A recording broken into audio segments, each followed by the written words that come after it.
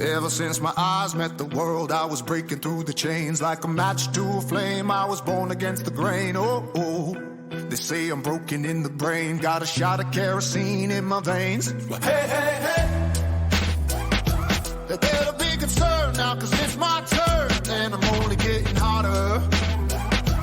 Take a step back or you might get burned, cause I'm a fire starter.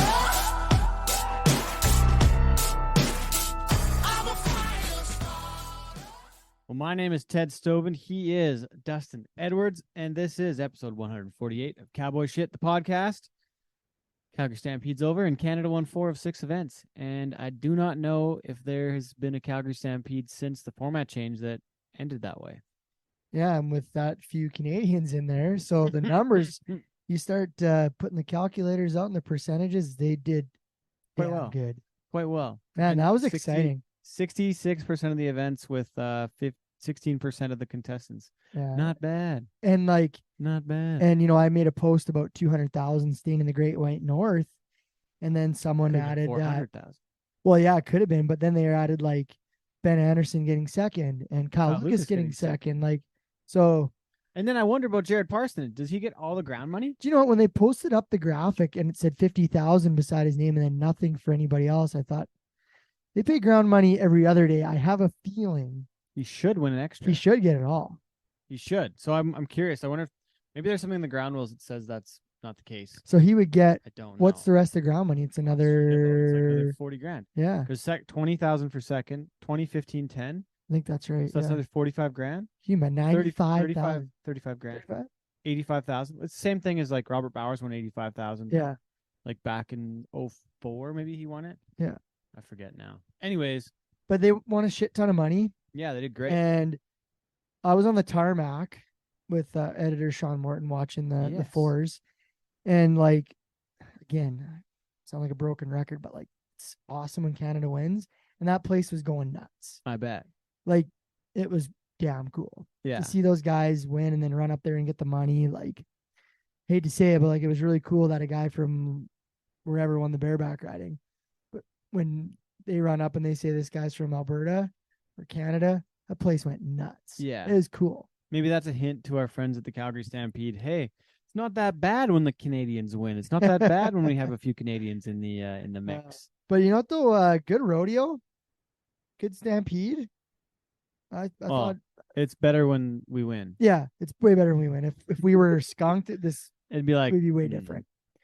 But it was cool to see all those guys win and I'm and really now happy looking for at the Jared world Parsons. standings today, Yeah, that's huge, man. juiced everybody up, and like we talk about with our guest this week, Beau Cooper. He literally got into the Stampede through his CFR qualifications. If it wasn't for that, and he had to go through the world standings, he finished 35th last He's year. not in. He is not in the Stampede. Yeah. Does not win the event. He won 2 go-rounds at the CFR, bumped him up to 3rd in Canada. Yeah. And if it wasn't for that, he is not collecting that check. Kind of important to have the Canadians in the mix. Calgary Stampede. And Anyways, he originally thought that he got in from the tour, yeah, which used to be a spot in, and wasn't the case. Yeah. So Anyways, I think there's some tweaking to do on the new, bigger and better format in Calgary. but we won't let that overshadow the fact that they kick some ass, Yeah. took some money. And hopefully next year they can finally get back to $100,000 checks for the winners. That'd be cool. That'd be cool. Anyways, moving on. We've talked about Calgary 3 shows in a row. Teepee Creek, I went for the first time. We had a really fun time up there.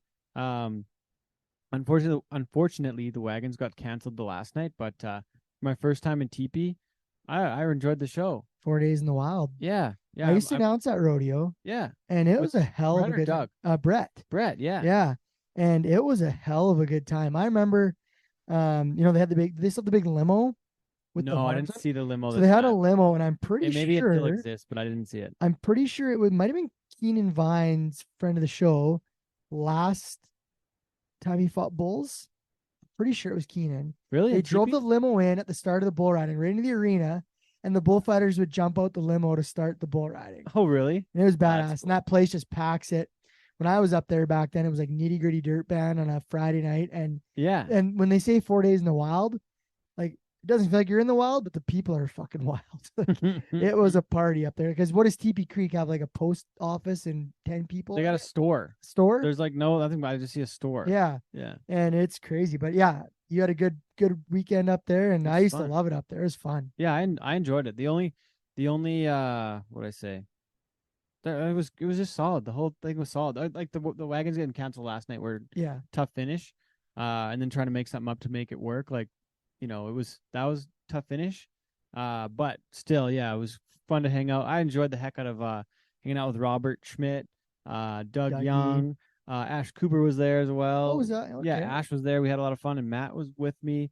And then we had another friend, Nicole, was helping out, kind of trying to show her some of the music side of things, and you guys she helped us pack up and set up. Corb up there. Yeah, Corb was there. That was pretty awesome. He's got 3 shows that were on the same shows this year between Pinoka, TP, and then Strathmore next month as well. So, yeah, it was awesome. So we're finished up there. Got home Monday. I guess that was last night, and then been home for a while. And we're going to Kelowna this week, and then Lane LaPlante's going to go down to Foremost. Matt's going to finish it up, and then what? And then Steve's in High River. So we kind of got 3 events on the go this weekend. You're rocking and rolling. Yeah, and then on Sunday, Storm and I fly to Denver to go to Cheyenne Frontier Days on Monday. Daddy. Yeah, but also new news for the folks. You may be listening now on the PBR Podcast Network. So professional bull riders, pioneers in a lot of things in the Western sports world, but the PBR Podcast Network. So here we are. Myself and Dustin were part of the crew. So other shows. Luke Branquino Show, Matt West Live, as well as According to Flint, and a couple more. So check them all out on the PBR Podcast Network if you haven't yet. So yeah, here we are. Gonna be cool to be part of this network and see where it goes. Exactly. Yeah, it's gonna be fun. So thanks to the PBR for inviting us in, part of the crew. But Dustin, you got like 5 or 6 weeks straight here coming up too. You're going to Morris this weekend. Yeah, gonna be a good run. Got on the radio for the Chuck Wagons this weekend. So if you're still on the AM dial and you tuned in to 910, I got to do some Chuck Wagon hosting for the final few days, which was really cool. Yep. I have not been in the Chuck Wagon world at all, and I had to go like down to the barns and do some interviews before the shows. Right on. And the guys are probably like, "Who is this guy?" Yeah. Yeah. Except for Ray. Yeah. Ray was a beauty. Actually, he's the last guy I seen on my way out Sunday night and said, "Good job." So, shout out to the wagon drivers for being cool. Last time I was friends with them, well, not friends with them. Last time I was around them, we played the Horseshoe Cup. Remember, Ted, in Big Valley? And it was just Chuck Wagon guys beating the shit out of Cowboys and vice versa on the ice. So much fun. Yeah. Then we partied with each other after. Like that was great. So no, bring that back.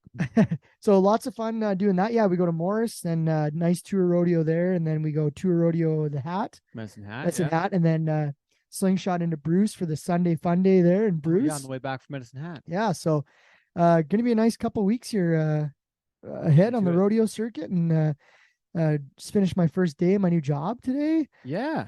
Congrats. We talked about that last show. Yeah, we kind of talked about the it. Transition. Yeah. So, you got into the dome, got to see where you're going to be sitting. Yeah, I got my new office in the Saddle Dome, and that's cool. Yeah, lots of excitement. Do you have a window? No, window. There's not a lot of windows in there.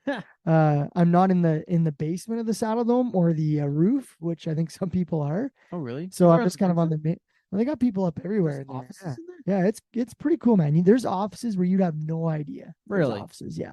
No it's way. Really cool. So where is yours? Like if I'm going to a game, so if you're in the Telus club, up top, Telus club in the the bottom row, the door like to where my office goes is just like right there. So when I pop out the door to the concourse, I'm like right by the suites and on the end of the Dutton's lounge. Really? Yeah, super cool. No windows. But get offices with the windows because there are some. You got to be important. You got to be like Craig Conroy. He'll be fancy. Or the CEO. Yeah. Okay. But still super cool. I'm super pumped. Right on. Yeah, it's gonna be cool, man. I got to go up on the catwalk today, and this is Tuesday. You started on Monday. Yeah. And day one was the golf tournament. Yeah, Cottonwood private course. Yeah. Which you get lessons at. Yeah. And got to golf there, and I was teamed up with two ladies from the office, and we shot a 75 and the one girl like could crank the ball. Oh, really? Yeah, like she outdrove me on a couple holes. Right on. She was really good. Right on. And so it was super fun. Yeah, I loved it. Yeah, great start. It's been a great week. Okay. I'm glad to hear it. Yeah. Glad to hear it. And I've been hanging out here. That's right. Moved in, what? Sunday? Yesterday? Yeah. Monday. Monday. Yesterday. Yeah. This is night 2. So we've had our first dinner as a trio. We did. And then we get to do our first podcast in person. In person. It's always nice. Yeah. So it's been just a hell of a good week, man. Right on. Awesome. Well, that's a good start to the show. So thanks everybody for tuning in. Our interview with Beau Cooper, the 2023 Calgary Stampede Champion, coming up right after this. Thanks for staying with us, and talk at you soon.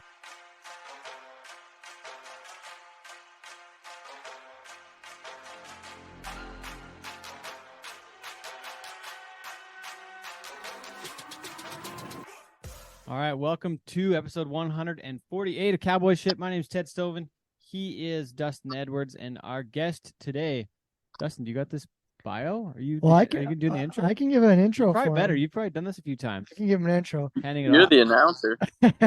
Yeah, he's a pretty special guest. He's currently the number 9 man in the world standings in the PRCA in the tie down roping.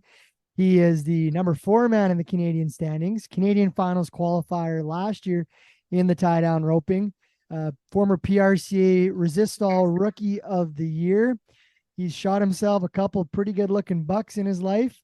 He's a former FCA team roping champion, LRA calf roping champion, but I think most importantly today, he's the now reigning $50,000 Calgary Stampede champion.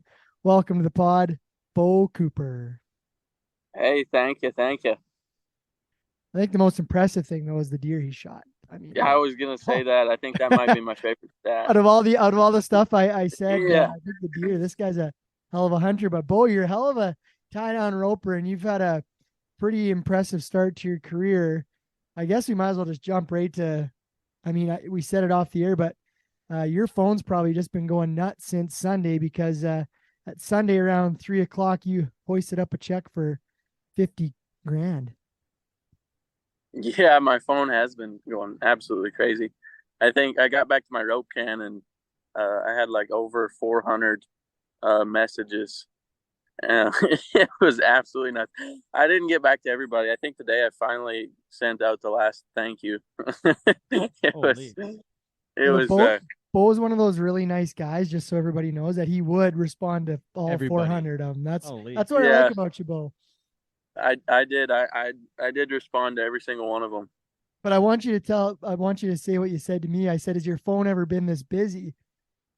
Yeah, the only other time was in March, right after Houston, but it was a little different that getting blown up. I was wanting to throw my phone out then. Holy. Okay, how many people phoned you? Honestly, not as many as I was expecting. Just a bunch of text messages. Just a bunch of text messages. Yeah, I just like some good buddies from back home that called me, and your grandparents. Yeah, I had my grandpa and just people that were real close to me. So I guess let's go back to Calgary. I mean, that's obviously the hot topic. You tie a 7-second run in the final 4 round. Just take us through your Calgary Stampede first off, because what a whirlwind of a week it was. Yeah. So yeah, I guess the first round in Pool A got started off pretty decent. I won 3rd in that round. You know, I was just glad to be back there for the first round. Excited. That was the first time I'd rode that little mare at a big rodeo, so I was a little nervous about what she was going to be like, but she ended up being badass, and I actually lost my right stirrup in that first round, and so I just kind of had to bail off. Kind of wild, but it worked out. And then second round, I come back and made a damn good run again, but I got the jerk down. She was kind of just running off to the left a little, pretty strong, and I was kind of out there on the end of my rope. I couldn't really do much. That's actually a really good go for that calf because she kind of wants to come up the end of the rope anyway. So anywhere else would have been sweet. But and then the third round, Had a really good calf. She freaking dove off there to the right, and we picked her off, and that was actually my fastest run ever. That was my personal best there. I only got to hang on to that one for about 5 days, and then I come back and knocked her off again with the What 7 flat. Were you 7.2 on that run or 7.3? 7.2. Yeah, 7.2. Yeah. My previous one was 7.3 before then, in 2021, my rookie year at Red Lodge, Montana, but I won like 5th place, so that wasn't that cool. Jeez, what makes it so fast in Red Lodge? Oh, I don't know. It was just like the setup was so fast, and the calves were just like good little Coriolis. I think 6'7" won it or something, just stupid. And then on Sunday you come back for the finals, and was it 8 flat that got you back into the 4 round? Yep. So then 8 flat in the 12 man. I honestly, it was kind of a little bit of a desperation run, I guess. You could say. I don't really know how to put it, but like I just, from the moment I nodded, I was like, holy man, I'm late. I was just like, I knew I was kind of behind, and so I reached at her, and luckily I got her turned around. And then when I went to get my first wrap, she went to stick a leg and kind of strain, and I mean just lucky that I got my first wrap on and got my hui how it did, because she was wanting to get up, and I mean that was a little bit of luck there. And then yeah, and then we got to the 4 man, and by that time it was game on, and I pretty well knew it was happening. I didn't know I was gonna be 7 flat, but I had a pretty good feeling that this was all coming together. And yeah, I knew I needed to take a way better start. Ty Harris, he said, don't back off. He said, you need to get rolling. And Shane Hanchey actually run that calf the third pool, the third day. He was 7-7 on her, and he's like, she's real good. Just she's kind of a little bit leggy flanking. And so they give me those 2 pieces of information, and it's kind of what I went with. And I damn sure got me a start and picked her off right there, and was having to I tried to go to the inside with my slack, and then realized that wasn't going to work at the last minute, so I pulled it back to the outside and was just bearing down, trying to keep her standing. After Riley jerked his down, I wasn't wanting to get the jerk down. Well, I mean, the emotion, you knew you were fast, obviously, right away. How long till you looked up at the score clock, or could you see it right after you got up? You know, that's the moment that I've been waiting for my freaking ever since I started open calves. You know, when you rope the dummy and you kind of run those scenarios through your head, and you're like, oh man, you got to be whatever 7-2 to win the rodeo. And yeah, so that I knew when I threw my hands in the air, I thought I was actually 6. I was pretty ecstatic. Yeah, the only other time I had that feeling too was at Houston, but it only lasted about 2 seconds. Oh man! At least this one was way cooler. When I threw my hands in the air, I looked back at the box, and I could see Shane, and he was about 4 foot off the ground, jumping in the air. And I said, that's the only time he's ever been taller than me. And him and he said I was jumping so high I thought I was gonna kick Catalina in the ass. And yeah, him and Ty were freaking hooping and hollering, and that's what made me freaking do that kind of walking back. And then I got a pretty cool flick out of that one. I think I'm gonna have to frame that picture. Put it right beside the big check. Mm-hmm. I gotta go back to the 10 round. So I didn't actually get to watch the 10 round. We were in Pool D up in TP Creek. But Pool D. It used to be Pool C, but now it's Pool D. But the 10 round. So you're 8 flat, and like 8 flats, you know, a solid calf rope and run like most places you go. But to make it back, like sometimes that 10 round can be one of the more difficult places. Like you got to beat a lot more people in that one. So like, yeah. Where'd you end up? I don't actually know, and I didn't look back at anything to know where you ended up, like where you came back, what spot. Yeah, like if you remember to last year, that 10 man was the toughest round of calf roping I've ever seen in my life. I think I want to like 7-3 didn't even make the final four, Yeah, and it was a knife I fight. want to Yeah. say I want to say like 8-1 was 10th or something, like just absolutely nuts. And yeah, so luckily for me, I kind of roped down there towards the bottom, and it wasn't just going, it wasn't shaping up to be like just super tough, but um, yeah, I kind of knew that I just needed to, still had to be fast, but Where it wasn't like I had to go all out and try to be 6, but it seems like 8 flat is kind of like just that magic number for calf roping that, like, if you just get a good start, 3 swings, turn her around, put a wrap or 2 on her, you're kind of right there at 8 flat. It seems like most times. So really? It's kind of interesting that that happens to be 8 seconds as well. yeah, it is kind of weird, huh? Pretty good rodeo number. Well, and it was funny, like, and you were talking about that round.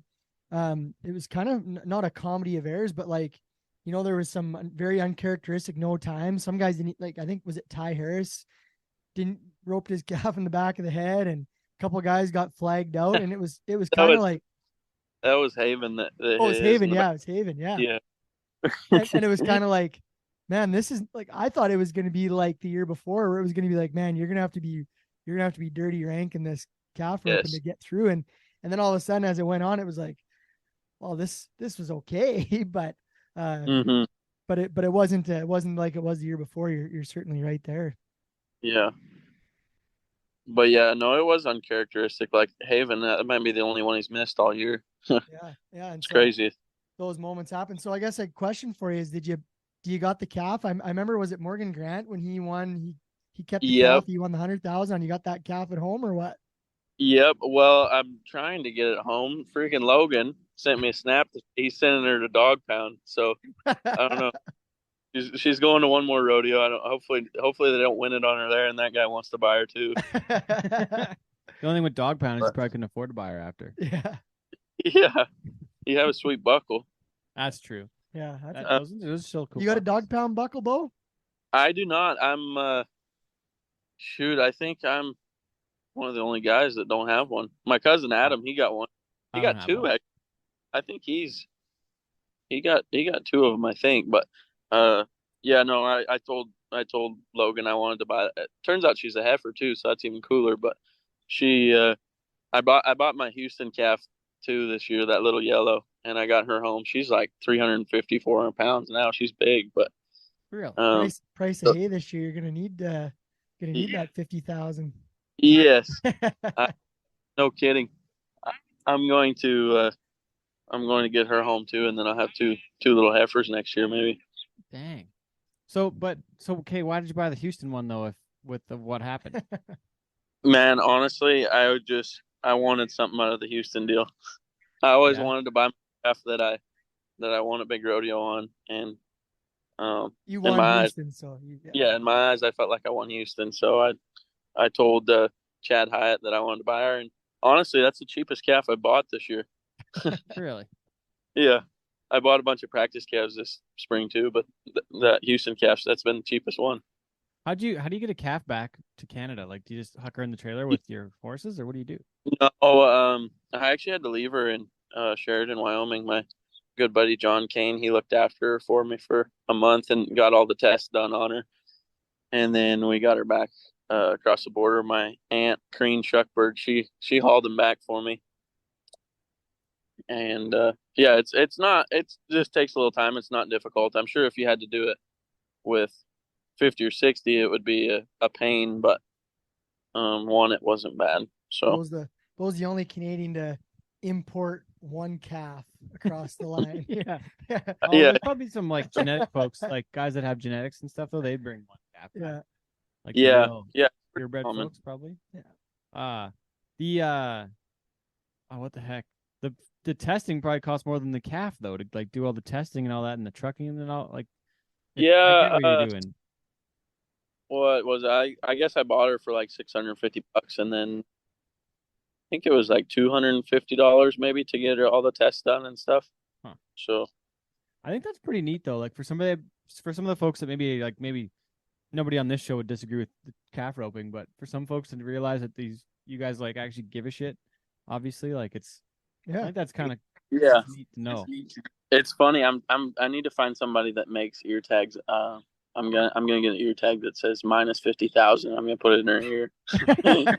And then put plus 50,000 on the Calgary one. Yeah, put plus 50 on the Yeah. Calgary cap. Yeah. Oh man. So That's just typical ranch and just breaking even. that's right. Yeah. You see, you've got this figured out. Yeah. So I gotta ask, after you won the 50,000, what was the night like after that? Did you guys have some extracurriculars or? Honestly, I wish I would have just turned out of Cheyenne, stayed in Calgary. We got a charter from Calgary there with Scott Pym. He flew us down to Cheyenne, and we roped in the slack the next morning at 7 a.m. Oh, jeez. So it wasn't too crazy, but it was pretty fun to have all of my good buddies there. Ty, Shane, and Blaine Cox was on it with us, and Cash Enderly. And so, yeah, it wasn't bad. We bought a case of beer, and that was about it. But played some cards on the way down. Well, and Blaine was the last one to rope in the 4-round, wasn't he? Was he the one that could play spoiler to you? Yep. Oh, that sure made it exciting. So I guess we should kind of go back a little bit and kind of talk about the. I got to go back to Calgary a little bit more. Yeah, because you're the second guy out in that 4-round too, were you not? Yep. So second out, you knew you were 7 flat. What was it like waiting though? Like that, I wonder about the waiting. What were you thinking? Like, I know you're pretty confident. You're like, yeah, I'm pretty confident. Like you set the bar quite high, but yeah. What are you thinking for those 2 runs? Honestly, I would like to go back and watch the 4-man. I haven't even got to watch it, but we were so damn excited over there. I didn't even hardly get off my horse, and Shane was giving me a hug, and we were freaking. Oh, it was crazy, and people were high-fiving and fist bumping, and we were all just freaking out over there. I do remember Kyle going, and we were watching him, and I was like, holy shit, he's about to get me. And then I honestly cannot remember what happened on the ground, but something happened on the ground. That calf kicked But, or something. Yeah, kind of bobbled, a quick little bobble. Yeah, he was like 10 something, wasn't he? 8, I think but, 8 something, but was he? it was like just enough to be behind. Yeah, and then honestly, I was watching Blaine, and I couldn't even tell you what happened. I forget. Honestly, I was just so pumped at that point. I was freaking out, and then you get to run across that arena. That was badass. I was freaking. Well, you was it kind of delayed, or were you running right now? Like, soon as Blaine was done, you were en route. I was running as soon as Blaine wrote. I looked like Forrest Gump out there. I remember in Blaine's run though, because we were standing on the tarmac, and there was like a point in his run, and I don't know, it was just when he was flanking the calf, where it was just like you knew it just wasn't going to be 7, and everybody was excited already. Nothing against Blaine. I mean, he was still doing his thing, but it was like just in that 1 second, you just knew that you had it. And then, I mean, not that everyone's cheering because he was longer than you, but it was like everyone around us just started like, Beau won. And man, that place just erupted. It was pretty damn cool. Yeah, that was damn cool. It was like, I said that it felt like I had a whole country behind me, but honestly, it just felt like everybody was cheering me on. It was pretty cool to see that many people, be kind of invested in a story per se, that everybody kind of knew what had happened, and they were cheering me on. It's pretty special, and I was pretty emotional about that. I was pretty tore up about that. That was really cool. Well, and so I gotta ask too now. Go on the I don't know what you are allowed to say, but what do you think about the amount of Canadians at Calgary, and you guys that won are all, you haven't made the NFR yet, but Jared has, Scott has, Dustin has. You guys are some of the best in the world competing at Calgary, but in my opinion, I think it's a little bit light, and I see the argument where Calgary's trying to have the best in the world. I just think it's a little light on Canadian content personally. I'm curious. Like, the Canadian guys, you guys like kicked ass and proved everybody that you can hang, obviously, which you guys do at the top levels. But I feel like it's still light on Canadian content, but I'm curious what it's like on your side and being in it, right? Like anybody can go qualify and go get there and do it, but yeah, what do you think? Yeah, I mean, I kind of both ways. It is the best, the greatest outdoor show on earth. So you want to have the best guys there. So obviously you need the top 15. So there's 15 guys. And then this year they took 30 instead of the 24 like they usually do. So, there's a couple more guys this year. Maybe they could have took some more Canadians or did an invite, like I know they used to take the tour finale champ from Canada. They don't Top do that two. anymore. Used to be the top two. Was it top two? Yeah. Yeah, because I had actually won the tour Last year. fall. Yeah. And yeah, so I was curious. I was like, shoot, I might have gotten into Calgary right there. And they're like, no, we don't do that anymore. So, but yeah, no, I mean, I see both sides of it. I like competing against the best in the world, and I would also like to see a couple more of my buddies from Canada, get the opportunity to rope there and prove themselves that they can rope against the top guys in the world too. So, both ways. I do wish they would count all 50 of the $1,000 that you get to win. I think that's kind of a little bullshit, but whatever. I guess they're the higher ups and they make the rules. But How much did count then? 25,000. So how much So- how much of Kyle's counted? 20,000. So really, only 5 more thousand than Kyle towards the Really? standing. So you're So- at 79,000 right now, and you're ninth in the world. So if the Mhm. other 25 counts, you're at 100, 105, and you're 50 from Houston. Shit, you'd have Been season leader. you'd be season leader right now. You'd have 150,000 in the bank. Yeah, 150,000. It's pretty crazy to think. Yeah, I I've mean, only got half in the standings. I mean, shit. I can't imagine what it's like to get to ninth in the world. I mean, I know you're rodeoing hard and you're giving her hell. Hey. Yeah, I mean, you think you kind of joke around about they only got half my money in the standings, but at the same time, I mean, it's so cool. I'm living a dream and going to make my first NFR, so I can't complain too much. I'm pretty tickled, and I'm excited to win another 75,000 to finish off the year and maybe get to that 150 before September 30th. I got to go back to the Calgary side of things. Like, I kind of built a little bit of a rundown. Like, people we kind of shared something and got people conversing a little bit, and people know where I stand. And I've always been the fact that I think there should be more Canadians, but I kind of took, if you want the best in the world, then you take the top 6. Even if you said top 16, then you take 8 Canadian spots. Then you have, maybe that tour thing. Like, I kind of broke it down to where there was a bit different on the percentages, but I think it would be completely fine. Like, you don't have to have 25 Americans in every event and 5 Canadians. Like, I think that having people that are from Canada that maybe don't travel as much, like a Scott Ginther that, can still hang there. And even Jared's not going every weekend down to the US, right? And he's still competing and can still get there. But giving a guy a shot, like, technically, like, you made it into Calgary because of the Canadian standings. Is that right? Yes, yeah, I did. Yeah, I think I finished 3rd last year in Canada.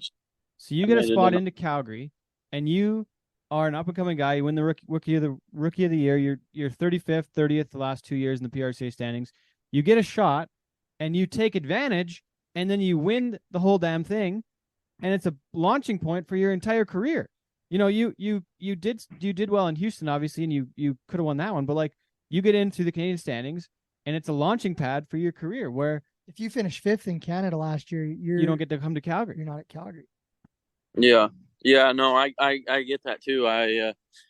That's why I'm kind of like, I wish they would take a couple more guys because kind of it's just like the American deal, how they try to give everybody an opportunity to rope for $1 million, and that's life changing for people, just like 50,000 is. So, yeah, I wish I could maybe get a couple more Canadians in there, but I don't really know how much pull I have, but I You got a big giant check with a maple leaf beside your name on TV. Yeah, I mean, that's a good pull. That's pretty yeah. badass. But I mean, it was your roping last year, the CFR. Like you cranked it up there, won a couple rounds, and turned it up, and so you've had to damn sure work to get to Calgary too, and Oh yeah, and represent, right? My point just being that like you're a Canadian guy and you are competing on the world stage, but this is a huge opportunity that not everybody gets. But I feels like we're limiting the amount of Canadians at a Canadian rodeo, and I don't like that. So I think it's important to keep a good healthy amount of Canadian content. And this year went way back, and then all you guys went and won it. So I think it's kind of like, hey, I think we might prove the point a little bit here. Yeah, that maybe saves us right there. We should they might have to look a little more into that and take us a little more serious next time, I guess. So what are you going to do with the 50,000, Beau? Have you got some plans for the cash? Honestly, I do. I have big dreams for the cash. I don't know. It'll probably just get spent, and I won't get to do any of that stuff. But I'd really like to buy my own land. I've always wanted to have a place. So maybe we can work a little harder and put some more together to start buying up some. You use that 50,000 just to get you to Vegas, and you go down there and you bring home six figures in American money. You can buy any damn piece of land in the county of Stettler you want, buddy. Yeah, exactly. You're damn right. Yeah. Okay, last question on the Calgary side of things. They're not quite back to the $100,000 payout. I wish you would have won $100,000 to make up for the Calgary for the Houston issue, right? But last thing my point is I'm kind of holding things accountable and like, hey, what's going on here? Why doesn't pay 100,000? I don't know what the reasoning is, but what are your thoughts that way? Like, I know you wish you would have won the 100, but does anybody have any say on what's going on there? Or like, we've all asked the same thing. They roll freaking 1.5 million people through there. You think they could come up with another 50,000 times 6 events? That's only 300,000. That ain't much to them. But we honestly, I have no idea why it doesn't pay 100,000. But I really don't know. I couldn't tell you why it doesn't, but I do wish it would have paid 100. Yeah, it would have been nice. Been damn sweet. But you got 50, and no one else did in the calf roping, so it's pretty badass that you stood up on that stage and exactly. And we're looking at it too, and you're the first Canadian to win the tie down since Al Bouchard. First Canadian to win the tie down roping in Calgary since Al Bouchard in 2005. So it's been almost 20 years, like 18 years later. You're what, 2 years old since then, or what? Morgan Grant. That's right. In 14. Yeah. That's right. Sorry, Grant in Ontario. I was looking for Alberta addresses. My bad. Yeah. Obviously, Morgan. That was the year that Dustin Flundra and Clint Lay, right? Or no, wait, that's not right. But yeah, still 9 years ago. That's quite a while. And then now you join. We think, just on our math, we think you join. I guess it'd be Corey Solomon and Tough Cooper as the youngest. Likely some of the youngest guys to ever win the Calgary Stampede at 21. Yeah, that's pretty damn cool there. You can't. That's a pretty elite group to join right there. What does it take in the calf roping to be at this elite level, and why have we not had any Canadians at the NFR since Marty Becker in 1997? You know what? It takes a lot. That's kind of what I got a lot of opinions on it, and I don't know if I should share all of them, but please do. It's like, the CPRA's got a pretty good thing going up there, like, and it just seems like everybody that ropes calves up there just is kind of homebody, like they just are pretty content with going to the 50, 55 rodeos up there and making the CFR and kind of doing that deal, and which there's absolutely nothing wrong with. I miss home quite a bit, and that is the one thing I will say, that being down here and being gone from home, I sometimes get pretty envious of those guys being at home all the time. But it takes so much freaking time and effort to be at the NFR. I mean, I haven't been there yet, and I feel like I've devoted every day for the last 5 or 6 years to calf roping pretty much, and been around the top guys in the world, and Shane has been coaching on me, and we have been working at it. And I mean, it's like, it's nuts how much it takes. And then on top of that, you need a good horse. So then you got to spend 50 to 100,000 to buy, a badass horse that you can ride everywhere. Did he really charge you that much for that one? No, absolutely not. I told him 6,000. Highest I'm going. Got a barter with that guy. Yeah. But no, it's that's really, I think, the main reason why we haven't had any calf ropers from Canada. Kyle Lucas has been really the only other guy that's really tried it on and put time and effort into it to try and get to the finals, and he got close 2 years ago. I guess that would have been my rookie year. I think he ended up 16th or something, 16th or 17th. But he's really been the only other guy to really try to push and get to the yellow building. And I made up my mind when I was in high school that this is what I wanted to do, and we were gonna get it done however we could. We were gonna try to get there. I wanted to be the first kid from Canada to get back to the Thomas and Max since, them greats like Cliff and Marty and Joe. And so that's what I've been working towards, and that's what we're trying to get to. And I don't know, it's crazy. Like all you hear all those cliche sayings about, like, you fall 7 times, stand up 8, and like, I just, those kind of things. But like this year, I have just like realized that like all that stuff's true. Like you literally cannot give up. Like just have faith and belief. Like it just seems, last year I had a chance to set the arena record at Salinas and win Salinas, and I ended up breaking the barrier, and I felt sorry for myself. I was like, that was supposed to be my big breakout. And, like I suck. I can't hang with these guys down here. Like I might as well just go home and rodeo up there. And, then went to the CFR and had a chance to win 2 Canadian titles on Sunday. And, stuff didn't really go my way, but I still wanted to, I had to win first or second in the round to do it. And I was going to win second, and I didn't get a wrap around all 3 legs. And, then I was feeling sorry for myself there too. And then, then the winter just absolutely sucked this year. And I was just like Houston was the first money I had won all year. Like I literally jackpots, anything. And so I got to Houston, and, my calf got up in the one semifinal to make it back. And that same thing, I was driving back to Shane's that night, and I was feeling sorry for myself. And I'm like, man, like I don't belong. Like I can't do this.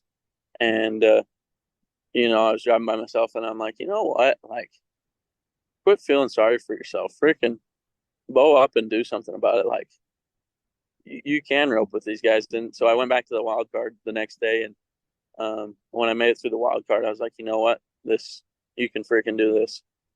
And so then that Sunday morning when I woke up at Houston, I knew I was going to win Houston. And I had that same feeling at Calgary. And and then I was like, after that all went down, that was a tough pill to swallow. But I was like, you know what? Like something is going to happen because of this. Like it just kept feeling like I just kept getting kicked. As soon as I'd get back up, they just kicked me back down again. And I'm just like wanting a break. And then, I was just wanting like that first big win to like really, just kind of break through almost. And then at Panoka a couple of weeks ago, I really thought I was going to win Panoka too. And my calf, I tried to keep her standing, and she just kind of roll falled on me and ended up splitting second, third behind my good buddy Ty Harris. So it wasn't a huge deal, but I still come out all right. But I was just like, man, I just would really like that first place, like just once, and then finally, at Calgary it gets done. But that's just like, if I never give up, never quit believing, and finally it happens. Well, good things happen to good people. And Beau, I've known you for a long time, and you're good people, so I think it's pretty cool, to see it all kind of come full circle there. And I want to say, I don't know if I read it on social media somewhere, but was it you saying there was someone that told you last week? Was it Jeremy Bueller talking to you saying like, yeah, your karma's coming, like you're gonna go and win Calgary? You want to tell that story? I just read it somewhere. Yeah, Jeremy Bueller, that guy's frick. That's one of my favorite guys in the world. He's like, I didn't know like a whole lot about him, but like we were bullshitting the other day at Sheridan, just riding around the warm up arena, and he was kind of telling me his whole life story, and so I thought that was pretty darn cool.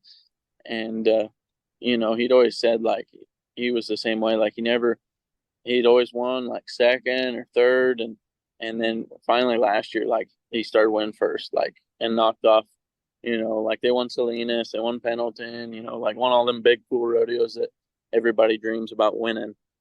Then they won Houston this winter, and but he's like, man, it's funny the way that God works. He's like, don't be shocked when you win the 50 on Sunday. He said, you're going to win it.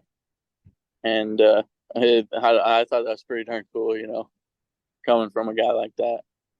That's real cool. So we've been talking about the Houston stuff, but we haven't really talked about get Houston. to it. So, okay, we've got the 50 in the bank. So now we can go back and talk about this. So, I mean, let's just talk about that final run in Houston. We know you got there through the wild card.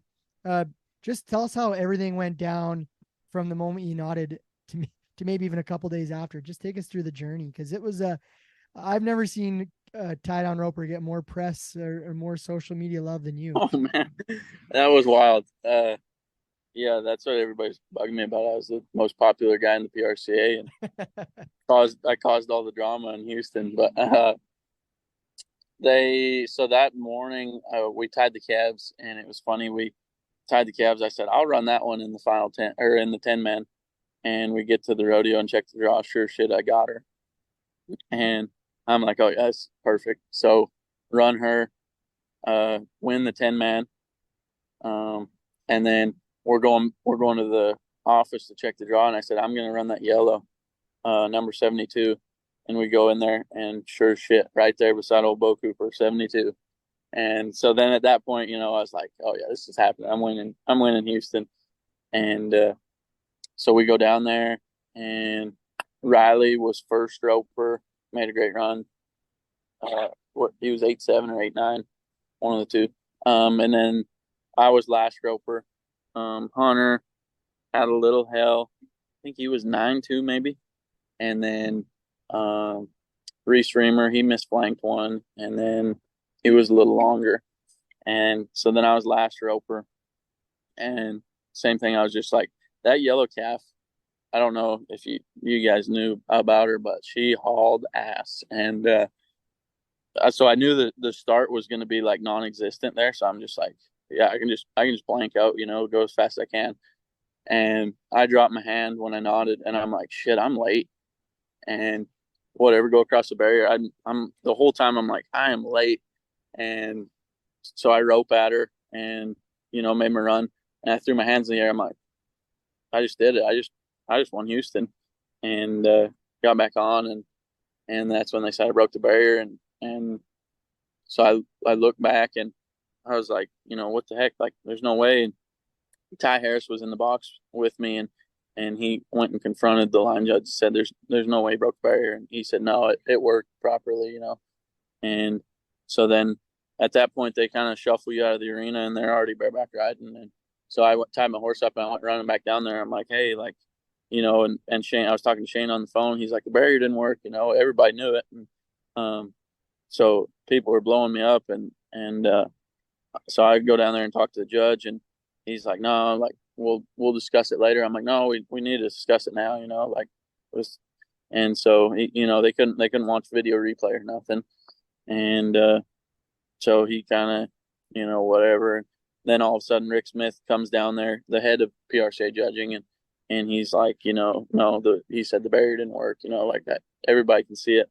So he's like, I'll give him a chance for Will to make it right. But, if he, whatever he says is final. And, so, we went up there to Will and he asked him, and he said, no, I can assure you that I can go to sleep tonight and knowing that the barrier didn't work, or that the barrier did work. And so that was kind of all we could do there. And so then I left out of Houston, a pretty sad little boy, and went back. And we then after that, shoot, I don't know, I maybe had more text messages then. I charged my phone 18 times a day, it felt like, and I'm surprised it didn't blow up. But yeah, me and Shane both talked on the phone. I mean, I don't think I run a calf for 2 days. I was literally just talking on the phone and emails, and it was nuts. And yeah, so then we had to go to Austin, and that was kind of weird, like everybody kind of knew there was an elephant in the room, and nobody was really saying anything, but they're all like, oh, sorry to hear about that. And that was kind of a hard calf to run. Luckily, I made a good run, and then I ended up winning third at Austin, which kind of helped. And then after that, I filed the grievance or whatever, and we got to the step 3, and they shot it down. But yeah, that was kind of all that become of that. And they just really said there wasn't nothing they could do about it. But Is that what? Sorry. When you file the grievance, does that go right to the PRCA then? Yeah. And what was the reason when you got to step 3 that it didn't go any further? Based off of a judgment call. Can't file a grievance off of a judgment call. So in the rule book, if the barrier malfunctions, the default is a judgment call from the judge who said it worked, F you, get out of here, like my call's final. Even when the head of judging says the barrier didn't work, and he had the judge had a chance to make it right and he didn't. Yeah. And does he still have his job? I don't really know, honestly. Wow. Yeah, and then it come back that the neck rope had hung on the chute, and there was some stuff there that could have been, the whole situation could have been avoided. But yeah, that's kind of, I'll touch on that. Did you ever hear anything from Houston, or did they ever reach out to you on that? It's funny. Caitlin skates she's kind of the head honcho there at Houston. She was at Calgary when I won it, and so she come over there, and she was pretty emotional about that, and she was glad I finally got 50. But Houston, they never really reached out to me. Neither did the PRCA really. I think they're all just kind of wanting to make it disappear. But well, and I have to say, and maybe I'm wrong in saying this, but a 21-year-old kid from Stettler is probably not going to get much love, as even Shane, who's one of your best friends, in that situation. That'll change as you now start making NFRs and you're now a Calgary Stampede champion. But at the time, they're probably like, whatever, right? And is that unfortunately that's probably it's probably it. Probably part of what happened, right? Unfortunately. Yeah. Yeah, I don't really know, honestly. I just think I really don't know. I don't know why it's all crazy really to me. It happened, like what, what a year. That much. We'll say it for you. It's a chicken shit call, and the guy should have manned up and got it right, but he was too much ego to think he could make the call and just pretend that nothing happened. Like, no, you guys fucked up and you need to make this right, but you didn't, and now it looks worse actually. So yeah, yeah, exactly. And our big deal was just like, man, seems like freaking a million people in the world that can see that this didn't work, and we, you know, in 2021 we still can't do the right thing and make it right. That's kind of was crazy to me, but whatever, I guess it. There's So- 70, 80-year-old people on Facebook screenshotting the video saying this guy's out. Like, what's going on here? It was totally nuts. Yeah, there's funny. There's a couple memes floating around of like different kind of things, and oh man, it was, you know, I had to laugh about them, but The Houston It'll have a da- problem ones I were good. Did you see the? Damn. Did you see the? Sorry, go ahead. I said damn sure people ain't gonna forget about that one, and they'll dang sure won't forget about this whole story of losing the 50 at Houston and getting it back at Calgary. I can guarantee you that. What about going back to Houston?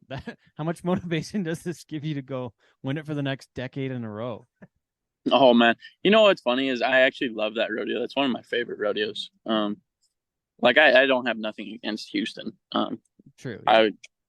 I have so much confidence in that building. Like I actually can't wait to rope there again. It's kind of fun. Like it's a long box, and usually calves are big. You kind of run them out there. I like that rodeo. It's top 4 for sure for me.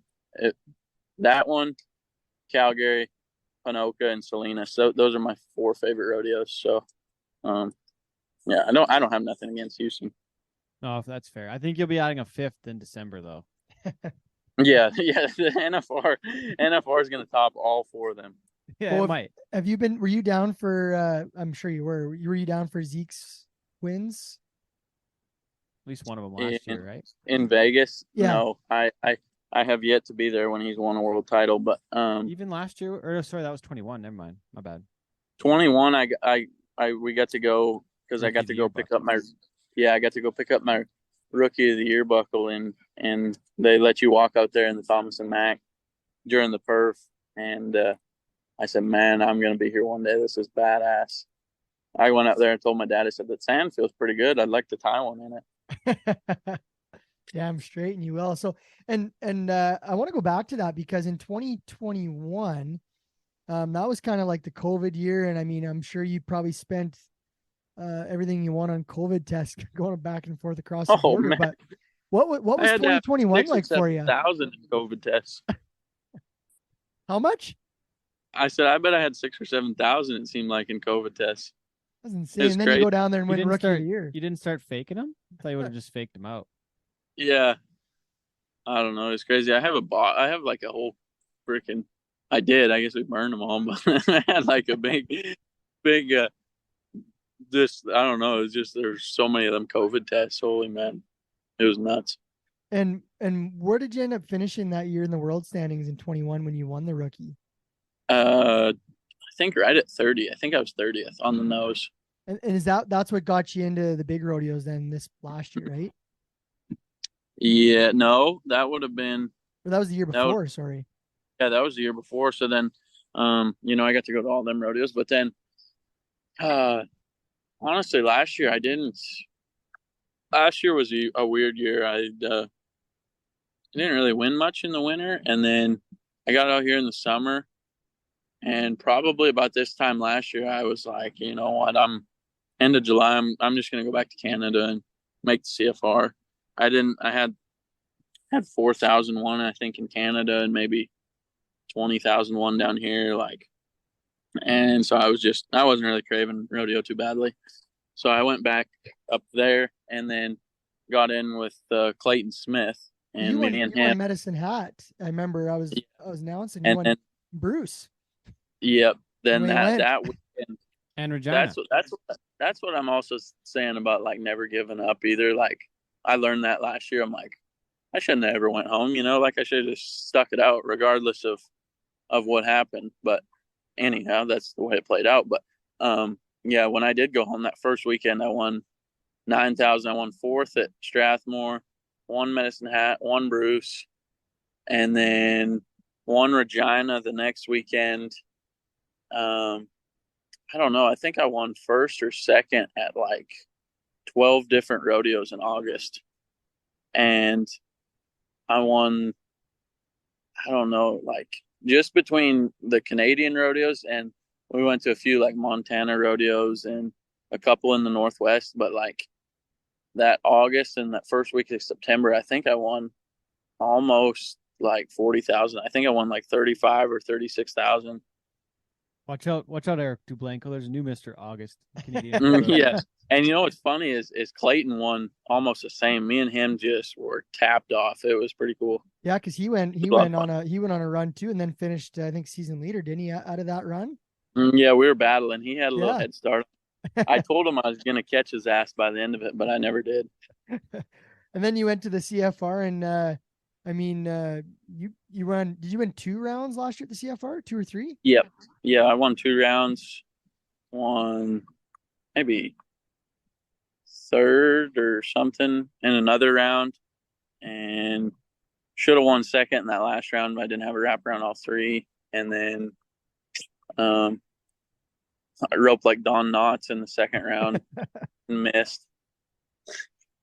Oh, That was embarrassing. And then what happened one other round?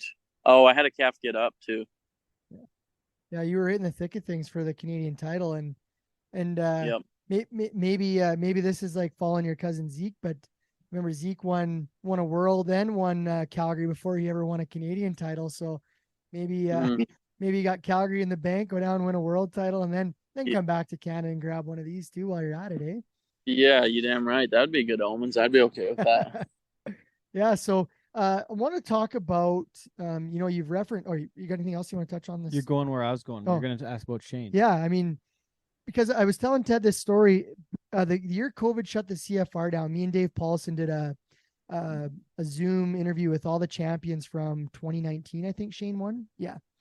And we interviewed all the champions. And in that interview, so that would have been in November of 2020, I think we were talking about, the future ropers, and he brought your name up in that interview. I got to find that clip. And he said, you boys got to watch for Beau Cooper. And talked about you, and I've known you and watched you in the amateurs, and you're a hell of a team roper too, and a heck of a calf roper, and then a year later you win the Rookie of the Year. So I'm thinking, well, this guy must be onto something. But I mean, Shane Hanchey wouldn't just throw your name out there that many years ago if he didn't think something special in you. But he's obviously been a huge mentor to you, and I mean, I'm sure he's a big part of the reason you are where you are. But how is that? Yeah. How'd that connection come about too? Yeah. Like where'd you meet Shane? How'd you guys get hooked up? Like where'd that come from? Honestly, I feel like I maybe have like the coolest story in rodeo. I don't know. Maybe I'm probably biased on that, but it's cool to me. Like in 2018, he come up here and did a roping school, and so I went that year to the roping school, and I just kind of tried to put my best foot forward and help out. And, obviously I was in the presence of a freaking world champion and a guy that I watched, 100 videos of, and that I had looked up to as a calf roper. And so, I tried to put my best foot forward, and he had kind of seen that I could dang sure rope, and, that year. And so that same year, after I think their open school was end of July. So he come to the CFR that fall, and he sent me a message on Instagram, said, "Hey, if you're at the CFR," he said, come have a visit. So I went for lunch with him and a guy by the name of Cody McCartney. And, we went for lunch and whatever, nothing really become of that. And so then the next summer, I was having a good year amateur rodeoing in 2019, and was probably a cocky little shit. And I was like, oh, I don't need to go back to that roping school. I rope you enough. And he sent me a message on Instagram again and said, "Hey, you coming back to the roping school this year?" And I said, and I thought about it. You know what? I probably need to. So I put my name down and went back to the roping school. And he said after it, he said, if you want, he said, I could probably get you a full ride down there at Hill College, and you just come live at my house, do online school, and we'll rope. And I said, okay. He gave me his number, and I said, well, was that the premium package at the roping school tuition or what? yeah, I think so. And so I texted him. I said, hey, I appreciate the offer. I said, I don't want to go to school. I said, if I just come work for you for free, will you still teach me how to rope? And he said, hell yeah, come on. So I went down there that first year, and I was nervous as that cat on a hot tin roof. I wasn't there a week, and this is one of the funniest stories, but they let me take the little stock trailer to a junior open. I think I'd been there 4 days maybe, and I was pretty green, but thought I had the world by the short and curlies, and so I took this stock trailer and I made it maybe 2 hours down the road, and I called Shane and said, hey Shane, how's it going? He said, oh good, you making it? And I said, well, not really. He said, oh, what happened? You got flat? And I said, well, it's flat now. And he said, oh, and I said, he said, yeah, I lit your trailer on fire. He's like, holy shit, send me a picture. So I sent him a picture. The whole side of it was black, and one of the bearing had caught on fire, whatever, the axle. And so I lit, it's actually Taylor's trailer. And she didn't really know me that well. And come to find out about a year later, she said that she actually really didn't like me for about the first month after that. And so that was pretty funny. And then so now they're like he's like a brother, but they're also like a set of parents to me too. They've taken me under their wing, and I never really give Taylor any shout outs, but I really should give her one too. She's done a lot for me as well, and they've both just been great for me. And so I've gone there every winter since then and lived at their house and roped with them, and they've taught me more than I think I ever would have got out of college, just about life and hustling. I mean, them two, they'll make some money and work their asses off every day. And so I've learned a lot from them, and yeah, it's pretty cool that he could be there Sunday afternoon in Calgary right there in the box with me and watch me win that first big title. And when I was riding back over there to the buck and shoot, he was already over there, and you seen it on TV, but I pointed at him, and I didn't even make it off my horse, and we were hugging it out, and he said, what about all them nights flanking and tying, you missing your hooey? And so it's pretty cool to reminisce on all that stuff and kind of go back on that. But yeah, no, I really wouldn't be where I am without them. So that's pretty cool. And he's a great guy too. And what's the name of his didn't he have a crawfish food truck? Did you ever have to go pull any shifts in the food truck? Oh, what? Dustin, you don't know this, but I'm also Canada's top crawfish chef 3 years running. Did you go cooking in that thing or what? Oh, yeah, that's what I said. Working for free, that guy. I've been running the crawfish trailer for 3 years now. We got to bring that thing north. I tell everybody I'm actually the owner, and I that's why it's called Beau's Boil and Go. But that's right. That's the name of it. I love it. That's and is that thing still going? Oh yeah, we were we were in it all winter. Felt like. No way. Yeah. That's ridiculous. I love that. It's awesome. Pretty cool, actually. I honestly don't mind it for a little while, and then I get sick of it. But it's I'll keep running it if they keep teaching me how to rope. So yeah, I was gonna say it's been a pretty good trade off. Cook some crawfish and rope with a world champ. That's pretty damn cool. What's your favorite Louisiana dish for in the food business? What do you liking in the Louisiana food? Everything they have damn good food down there, but they do like it's called like rice and gravy, and it's whatever, they put some roast or whatever and over rice, and it's pretty good. And then crawfish étouffée is pretty good over rice. I like that. I do like crawfish too.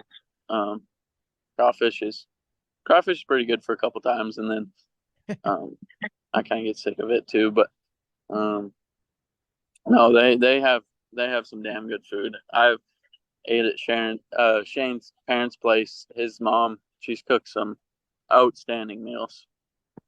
That's cool. Well, Sorry, Dust, go ahead. no, I just love the crawfish story. I thought that was super cool. That's awesome. And obviously being around Shane, that's a pretty good role model, a guy who's been a world champ, and now you're it's pretty crazy to think. So your last time you were in the roping school was 2019, is that right? Yep, he only did it them 2 years, and then obviously the COVID hit. But well, if he has a school, you should be the poster boy, because 4 years, not even 4 years removed from the school, he's celebrating a Calgary win with you. That's pretty damn cool journey. That's what I think's so cool about it. Like, you get a guy like that to take you under your wing, and then for him, like, I haven't really asked him about it, but that's got to be pretty cool for him to, kind of build up this kid that he knew nothing about, and watch him win the biggest rodeo in the world. Pretty damn cool. I think both of them. Yeah. What? Yeah. What was the fee on the school? Seems like a pretty good investment. Yeah, I think it was $600. Pricey. Holy man. Yeah, you have to tell him knock that. You have a coupon or something. I'm gonna get my $1,200 back out of them somewhere. I don't know where. But what's the best day you've made in tips at the crawfish my shack? best day is $0. I think I had 3 old ladies hit on me one day. I think that's my best day. And they're all cheap down there. Yeah, you gotta. Yeah, they're all separate too. So yeah, that might be my best day. There's no tips in the crab shack, in the crawfish shack though. What's going on with that? No, they all go to Taylor's little nephews. They come help too. Cannon and Kyler, they come kind of run the front, so they get all the tips. Oh, they got to share it with the cook here. The cook is, maybe they'll buy me a night. Sharing. I wanted to touch on something because it's funny. Sorry to interrupt you, but I was just I thought this was funny. Lucas, he stayed there one day this winter, and Shane made him go work on the crawfish trailer, and I told Kyle he had big shoes to fill to get my role as the top crawfish chef in Canada, and he got done, and he's like, "Yeah," he said, "Your position's safe." I thought you were gonna say that he took the trailer and he started it on fire.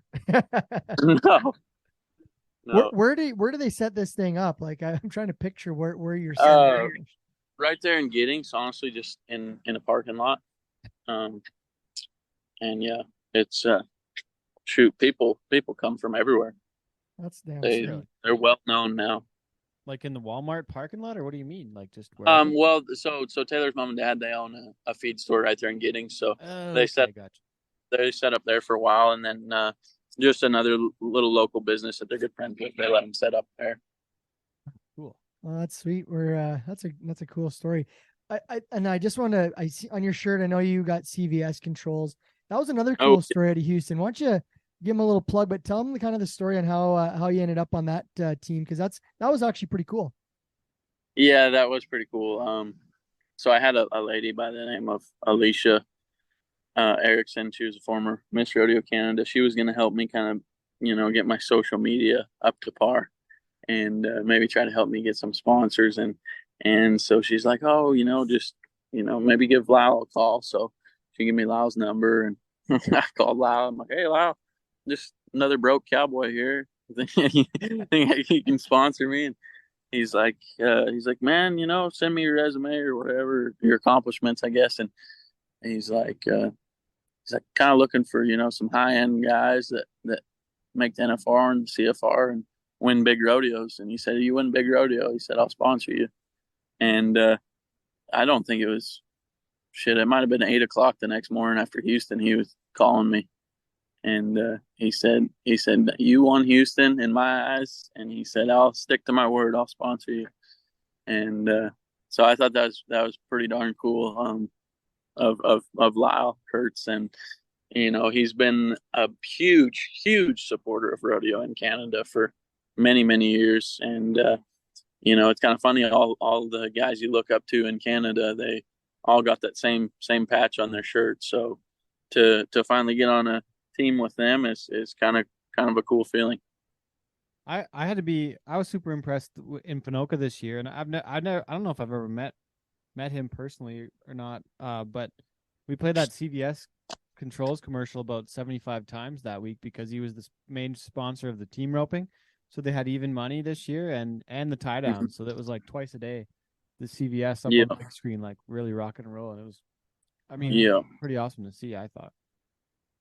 Really awesome. Yeah. No, that guy's, he loves rodeo and all of Canada and Rodeo Canada is very thankful to have that guy. He's been a major part of everybody up there. Well, he damn sure got his money worth out of you on Sunday standing up on that stage with that big check because that CVS logo is right front and center there. Yep. Beau, I want to go. Oh, go ahead. Are you going to the Houston thing about the GoFundMe deal? Yeah. Go Okay. there. So tell us about that one. Yeah. Beau, somebody, was it Tiffany Cooper? Is that right? Like Tuff's wife? Is that who started that thing? Yep.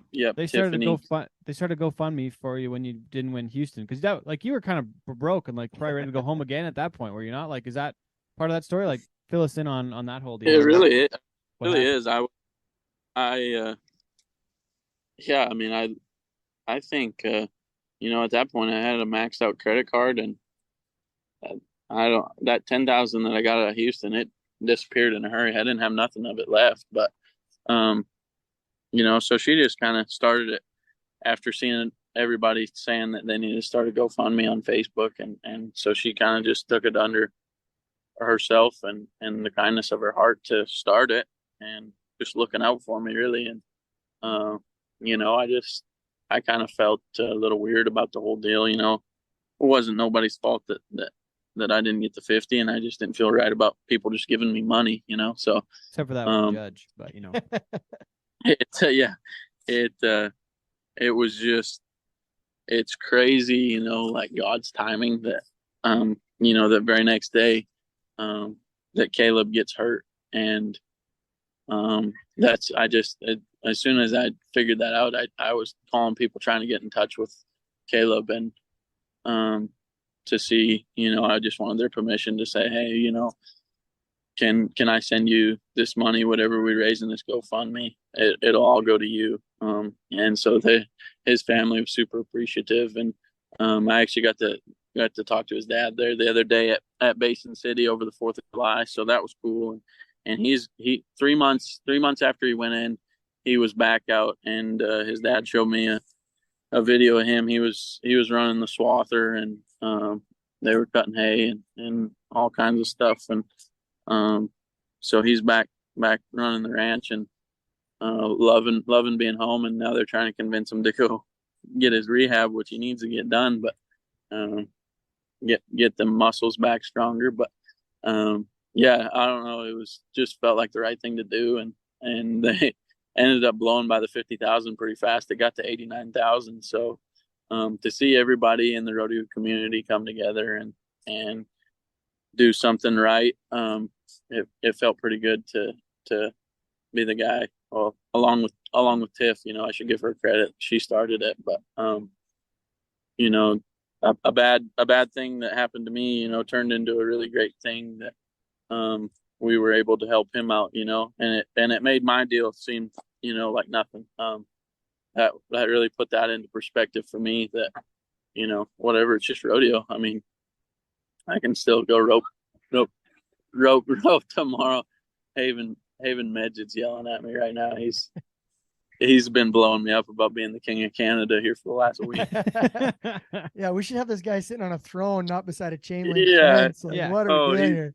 He's been bugging the shit out of me. We went to Tim Hortons the other day, and some lady ahead of us in the drive-thru bought our order, and he was beside himself. He could not believe it. He said, "They just know wherever you are. They know." And he said, and then Trevor Hale was with us, and we were headed back to the grounds at Calgary. And Trevor said, "I can't believe you don't even have a police escort back here." And I look in the mirror, and there's no shit. There's a cop car following us. And it was just, it was pretty funny. But yeah, but back to the Caleb thing. Yeah. It's no, it just felt like the right thing to do, and it puts it in perspective that it can always be worse, and um, that was pretty tough. Tough to talk to his parents, right after that accident. I mean, it just you can't even imagine what they're going through. It makes your deal seem like nothing. That's for sure. For those that don't know, what exactly happened? He was in a bad accident. I don't know if it was a side by side or a quad or what, but it rolled over him on a steep bank and shattered his left knee and severed his spinal cord or crushed it. Sorry, it crushed his spinal cord, and so he was paralyzed from the waist down. So, Well, $89,434. That was pretty remarkable to see that go to him, and just another part of the really remarkable story that's been your year, Beau. And I mean, we're at July, and Yeah. and we've already had an hour and a half podcast about your journey from Houston to till today, which was pretty damn cool. And we don't have to spend a ton of time on it. And I already kind of know the answer, but kind of quickly, like, your family's obviously involved in rodeo. We know that. Your dad roped, your sister ropes. But what was kind of what got you into calf roping and the success you had? And I think I probably know the answer, but why don't you kind of talk about that briefly? honestly, the very first calf I run, I was hooked. I remember it like it was yesterday. Uh, I kind of always team roped. I sucked at breakaway roping.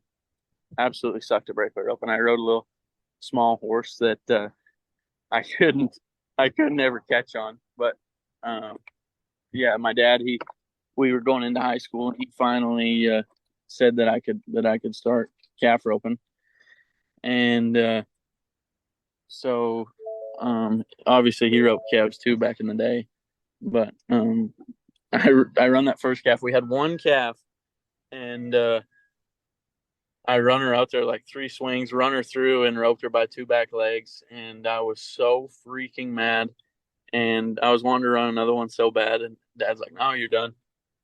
And he wouldn't let me run another one. And from that day on, I fell in love with calf roping. It was just game on, and it's funny, I set like in the wintertime, I would set up. Oh, here's Shane right now. I'm just doing a podcast. Say hi. There he is. The man He himself. was on like the 6th episode, so Yeah, there you go. Been a while.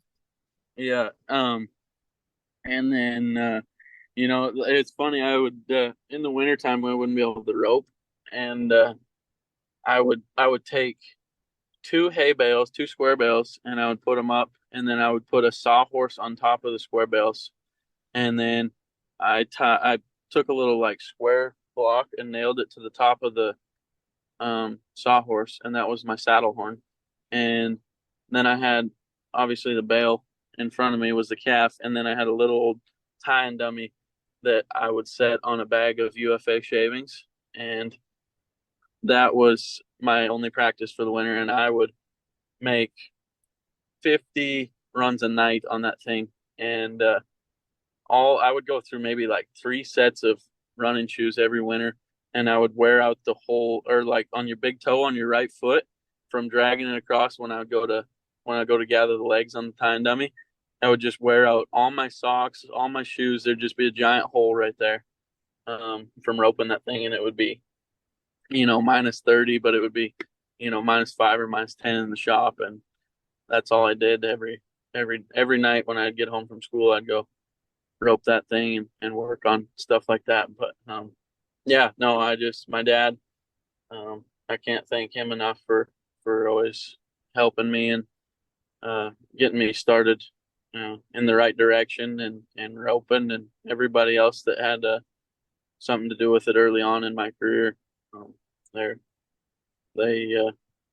helped me to get to where I am today, for sure.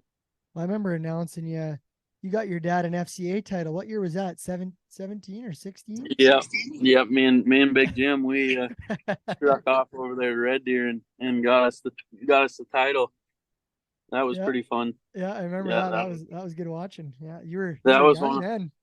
Yeah, that was really young. I was 16, I guess, but yeah, that's one of my fondest memories too of winning that with my dad. So that was pretty cool. Did you win the award that they had for Lyle that year too? Yeah, I did.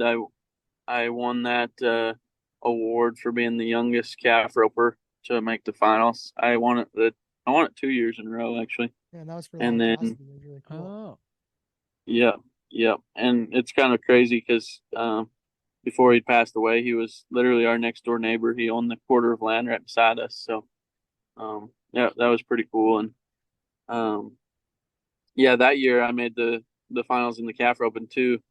I was the very first roper at Cochrane, and I had to win first in order to make the FCA finals.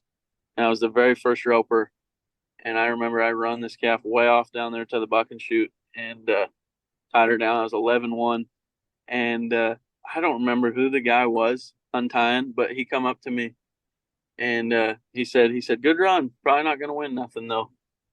And I was like, "Oh, okay." And I'll be damned if I didn't win it and make the FCA finals that year. And I thought that was pretty cool.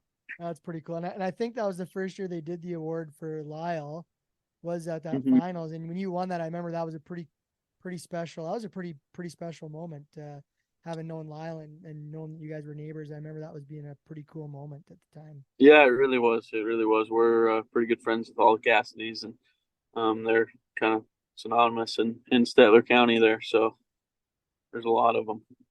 And then you know, your family, your sister breakaway ropes, or your dad ropes, your mom. I got to work with your mom for years running the scoreboard there, and Patty, she always kept us all in line. And you guys won Family of the Year, I think, in the FCA. Like you guys are you're an awesome family. You guys are all pretty tight knit down there, hey?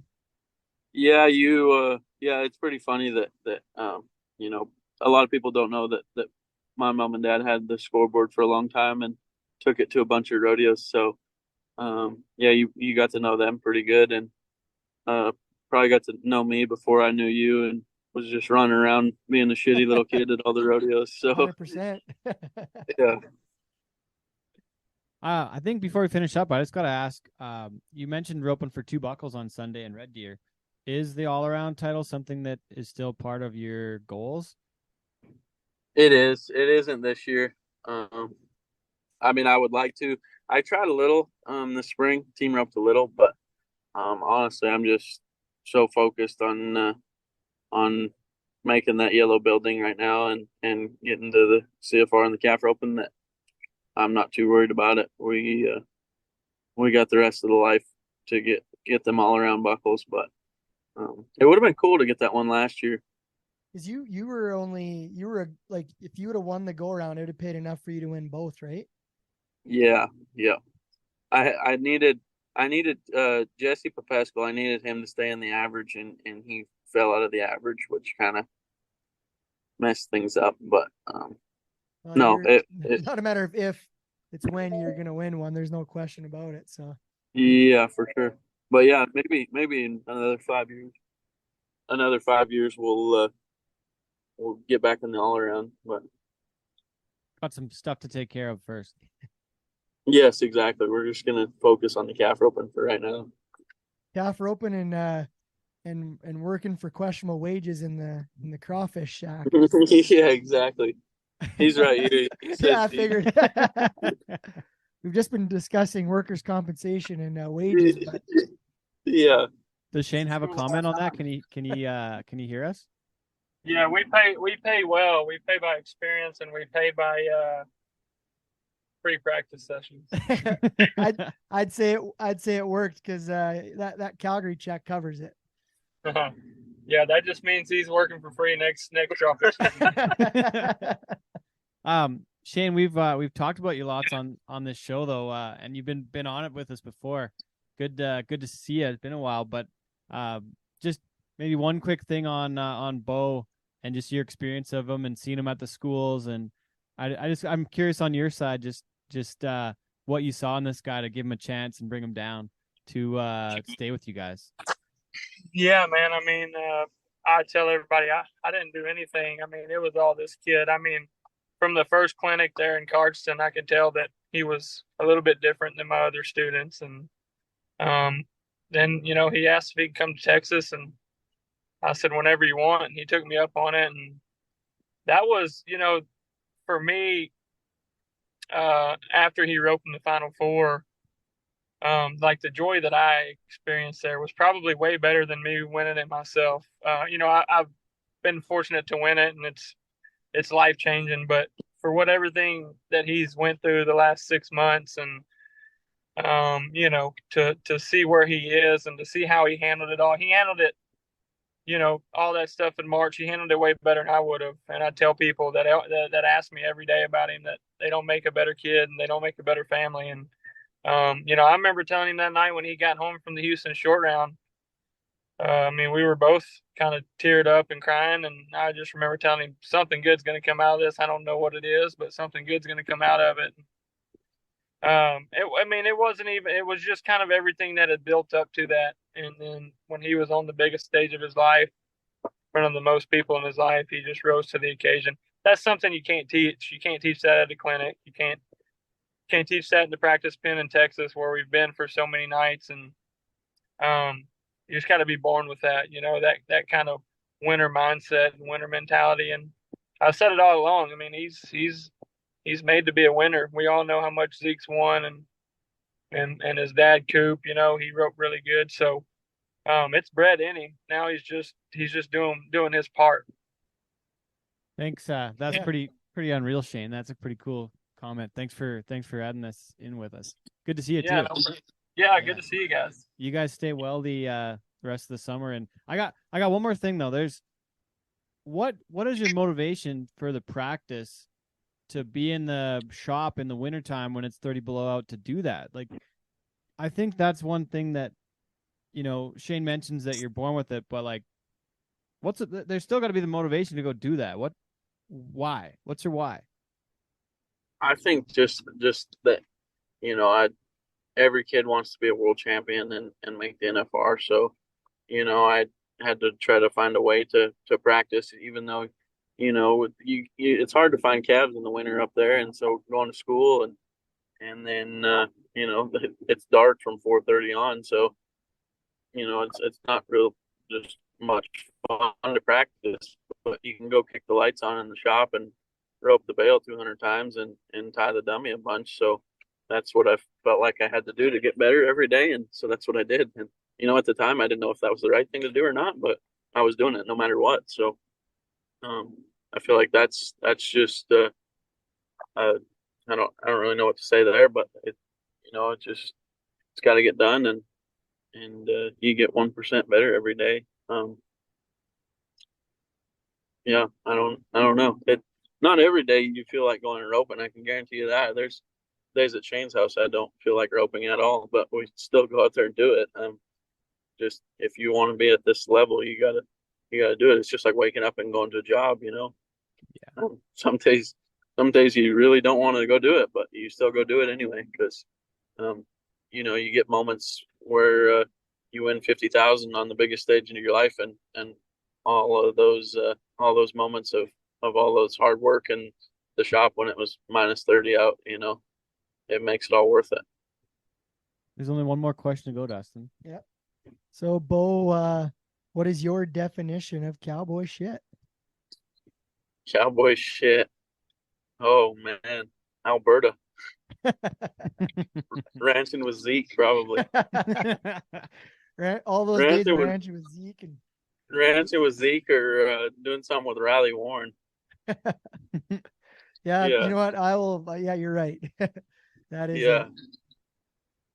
Well, I have a feeling that there's gonna be one day there'll be 2 gold buckles making crawfish in that trailer. You got a hell of a story. You know, not many 21-year-old tie-down ropers could have an hour and a half podcast about their life already. Yeah. But and it's certainly not it's not a bad story. It's a damn cool story, and I think that you're from a great family. You're a great kid, and it's been fun watching you grow up, and everything you've got, you've earned and deserve. So it's been damn cool to talk with you and catch up on all this stuff, because it's been a whirlwind just to watch it. I can't imagine living it, but I'm excited to see where you keep going with all this. So. Yeah, thank you, Dustin. I appreciate it. It damn sure has been a whirlwind, but we wouldn't change it for the world. That's for sure. I'm happy to say I'm now a Beau Cooper fan. So looking forward to seeing more out there, Beau. Cool. Yeah, thank you. Awesome. Okay, well, thanks for joining us. Appreciate it again. Thanks for doing the show with us, Beau. This was awesome. Yeah, hell yeah. Thanks for having me. 100,000 on a beat.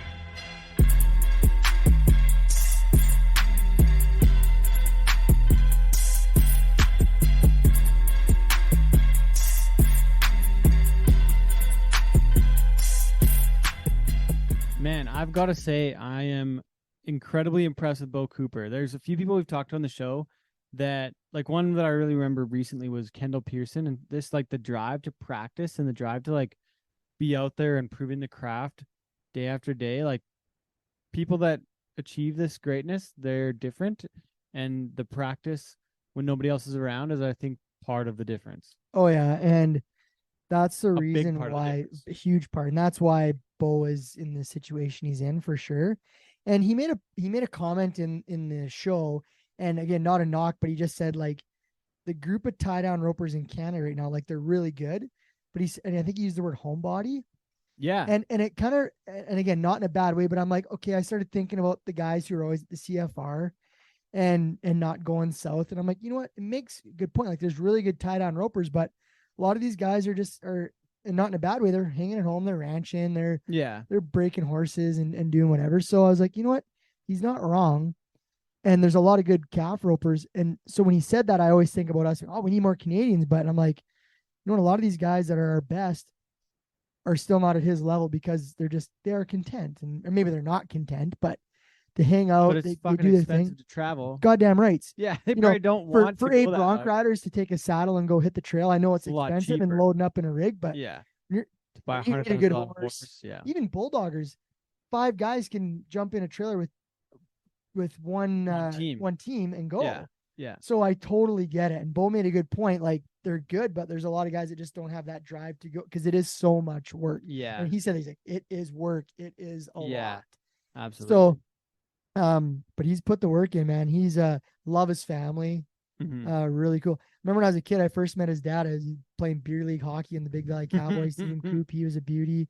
His mom's awesome. His sister's great. It's just a great family. And yeah, I thought, and he's so well spoken. Like, impressive. You know, a lot of guys, it takes them a long time to become a professional. And I say that in the way they present themselves, the way they dress. Like, you can see guys evolve, but I feel like he's just been that way. And that's also a big reason why he is where he is. And his cousin Zeke was like that, you know, carried himself well. And some guys, it's taken some time to learn that, but he's acting like a consummate pro already. And well, I didn't even ask who he's traveling with, but like, he obviously was with Shane. Yeah, and I think he travels with Ty Harris a bit. Okay. I didn't even ask that question. I didn't even know, but yeah. But like I said, like, at the end of that interview, like, I'm a Beau Cooper fan now. Oh, right? He's a beauty, man. Yeah, I'm a fan. Yeah.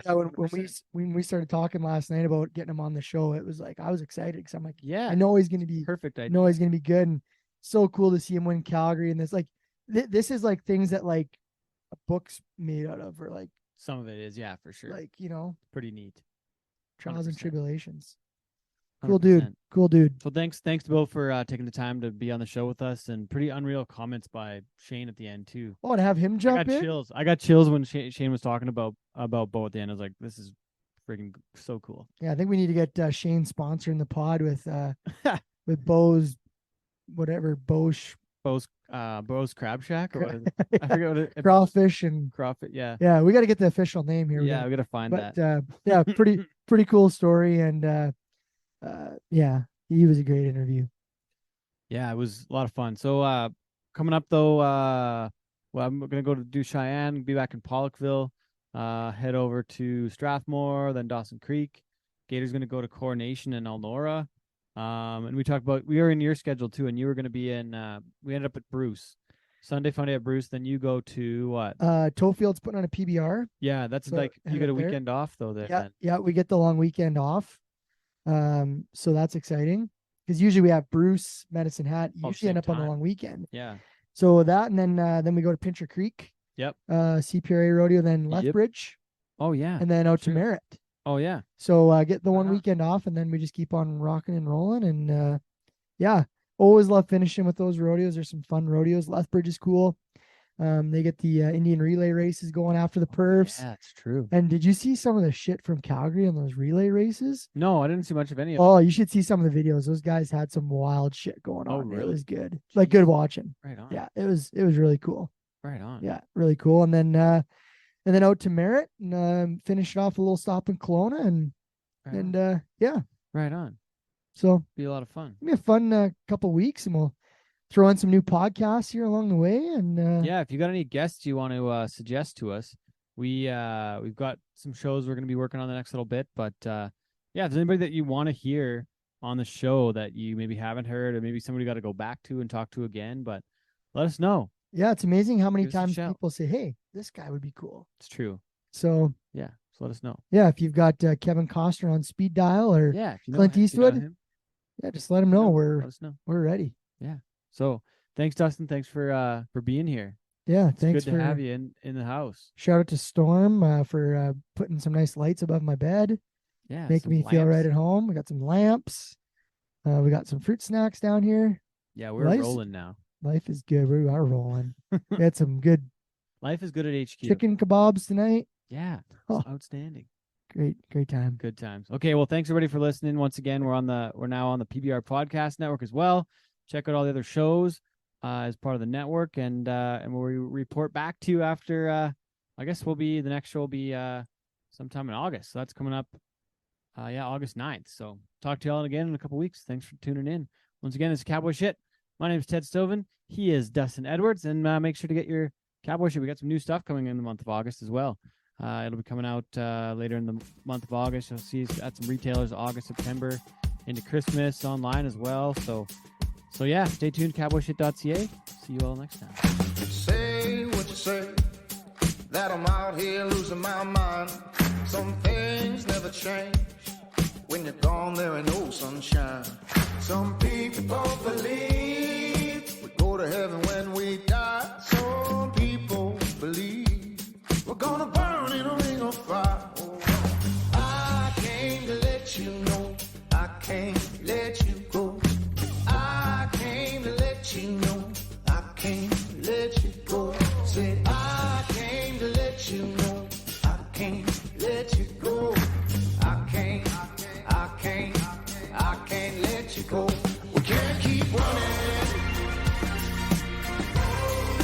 from something that we need.